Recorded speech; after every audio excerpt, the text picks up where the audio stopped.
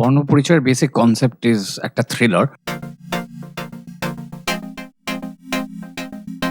আজকের লুকসেটের হোল পয়েন্টটা হচ্ছে যে অবভিয়াসলি ২ সত্যান্বেষীকে একসঙ্গে পেয়েছি।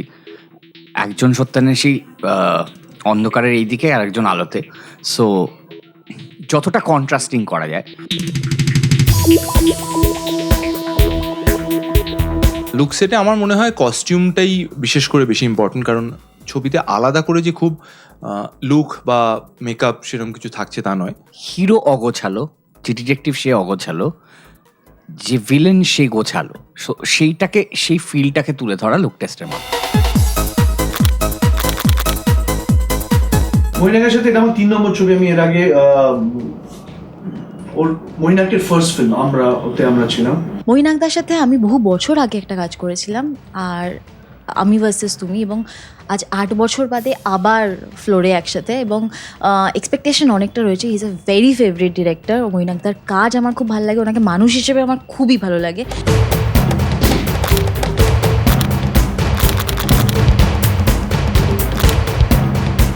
যে চরিত্রে আমি অভিনয় করছি সে আর 10টা সাধারণ মানুষের মতোই, কিন্তু তার কোথায় সে আলাদা 10টা মানুষের তুলনায় সেটা ছবিতে দেখলে বোঝা যাবে। কাজে লুক খুব একটা আলাদা কিছু করা হচ্ছে না। একটু ফ্লিটেড শার্ট, নর্মাল ট্রাউজার্স, আমরা একটু ডেনিমটা অ্যাভয়েড করছি, টি শার্টস এগুলো অ্যাভয়েড করছি। প্রথমে মনে হয়েছিল চশমা দেওয়া হবে না, কিন্তু এখন ডিসাইড করা হয়েছে একটা চশমা দেওয়া হবে। আমার চরিত্রের নাম মালিনী। মালিনী আজকের দিনের একটা মডার্ন এডুকেটেড মেয়ে, ভীষণ sophisticated house wife. I play যিশু দাস ওয়াইফ।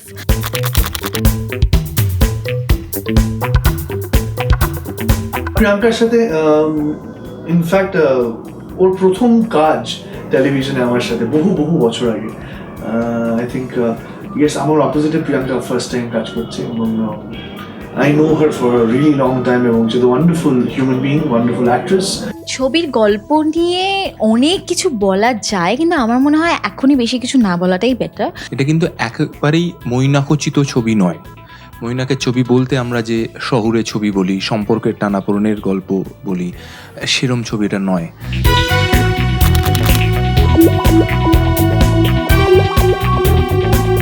এই ছবিতে প্রচণ্ড অশান্তি হতে চলেছে, কারণ আমি আর যিশু সেনগুপ্ত একসঙ্গে, বুঝতে পারছো কি হবে। এটা সম্ভব হলো দুটো খুব ইন্টারেস্টিং চরিত্র তৈরি করা। মানে at the end of the day Abir, Jishu দুজনেই খুব ভালো অ্যাক্টর, এবং দুজনের সাথে আমি কাজ করেছি। সো আমার মনে হয়েছিল যে আমি ওইভাবে অনেস্টলি ভাবিনি যে ওদের দুজনকে নিয়ে এইভাবে কাজটা করবো, কিন্তু আমার মনে হয়েছিল যে অনেস্টলি ছবিটা লিখতে যে এই চরিত্রটা যিশুকে মানায়, এই চরিত্রটা আবির খুব ভালো করবে। আর এই মুহূর্তে আমি আছি আমাদের কলকাতা শহরে সংস্কৃতির পীঠস্থান রুদ্রনীল ঘোষের অফিসে।